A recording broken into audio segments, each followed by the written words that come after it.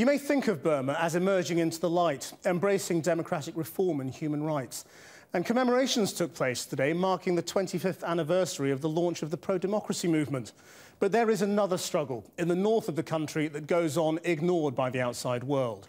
A vicious conflict in which a Muslim minority, the Rohingya, have become the victims of ethnic cleansing from Burma. Channel 4 News has investigated how tens of thousands of them, desperate to reach safe haven, are falling victim to criminal gangs and ending up as hostages in prison camps. Our Asia correspondent John Sparks has followed the exodus. On a windswept stretch of the Bangladesh coast, there is a ragged-looking settlement hidden amongst the trees. It's got a temporary-sounding name, the Shalampur camp, but it's real enough. Home to thousands of people who fled from neighbouring Burma. They're Rohingya Muslims fleeing vicious ethnic violence in their homeland. But few want to stay, however. They've come here to find themselves a ship. They want to escape, and these people are desperate.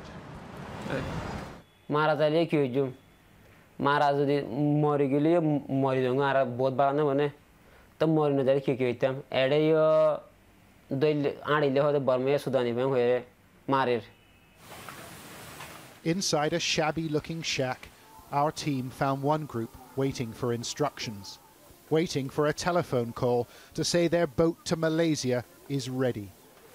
Recruited by brokers, they've been waiting here for days. Some young, some old, all determined to leave. I'm Mohammed Zalia, 25 years old. Mohammed Hashim, I'm 16.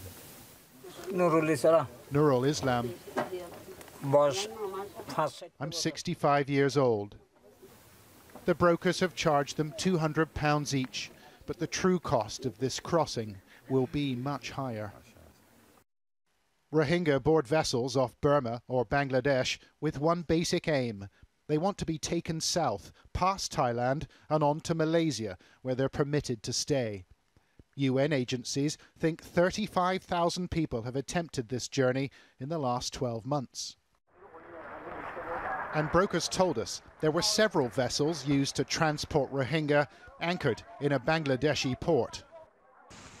They're cargo ships that carry timber north and human beings on the return leg south.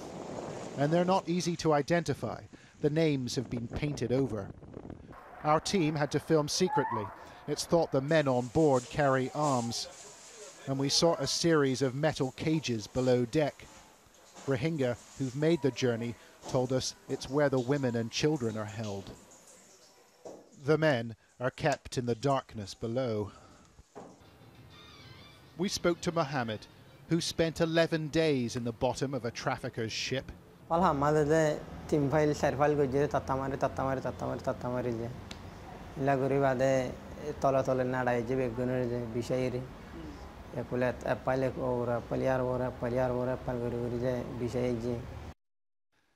The passengers are packed in.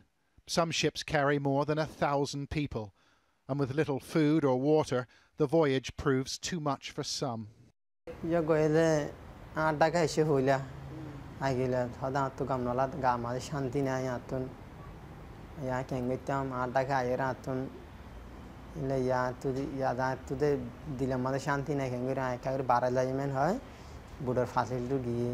The brokers promise passage to Malaysia, but the ships don't sail that far. There's business to be done in Thailand.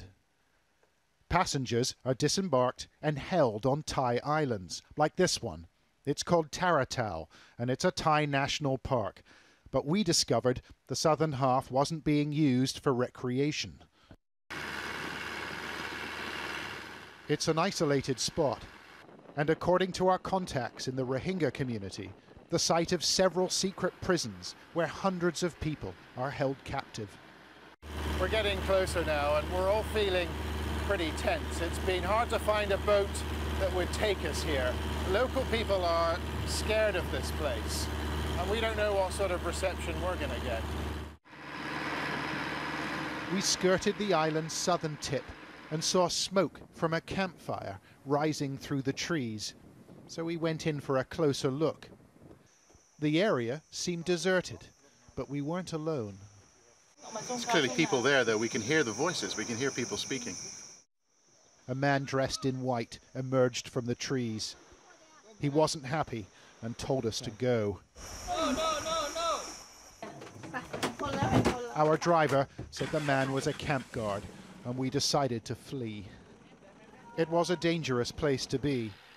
Former captives on the island told us they were held by armed guards, and to release them, relatives have to pay a ransom of around £1,500. Rafiq spent 19 terrifying days on Taratau Island. It's an experience he longs to forget.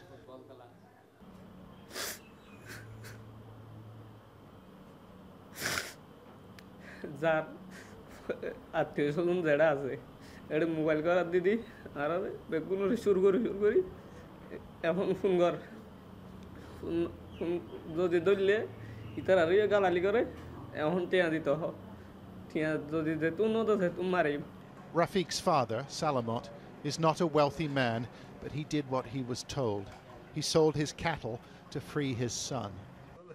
Still, family members often try to negotiate directly with the traffickers.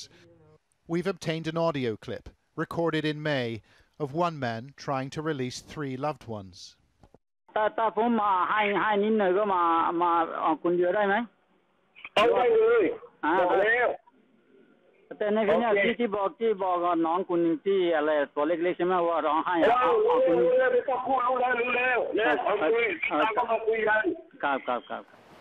And if prisoners are unable to get the money to raise the ransom, well, they're sold as slave labor to Thai fishing boats, we're told. Here's Mohammed.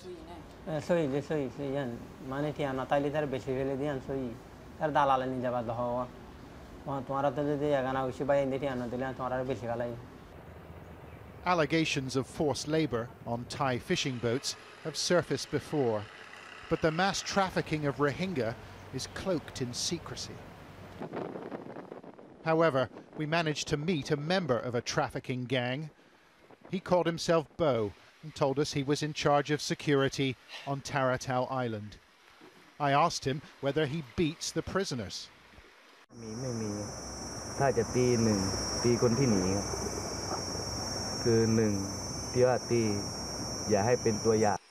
And how do the traffickers avoid the attention of the Thai authorities? Simple, he said. They've paid bribes to 10 different police and military units in the last 4 months.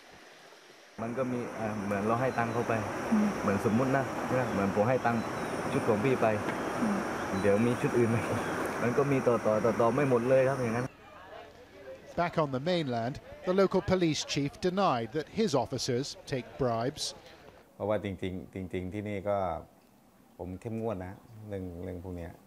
The police and the military here are well aware that Taratau Islands and others like it are used by human traffickers. You know that? ก็รู้แต่ว่ามันก็ไม่ได้แบบว่าทางตำรวจก็มันก็ไม่ได้มีเราจะไปเฝ้าเกาะตลอดเวลานี่ก็มีอย่างตำรวจภูธรเนี่ยไม่มีเรือ There was a surprising development. As we continued our investigation, Thai police found a number of vessels and conducted a raid on the same spot we'd visited days earlier. They provided us with these pictures. In a jungle clearing, they found a multitude of anxious faces, huddled together in rudimentary huts and plastic-wrapped longhouses. Other prisoners were discovered in camps located further inland. Go. A stop sign warned captives not to approach a nearby beach, while a guard tower loomed overhead. The traffickers' accounts were seized.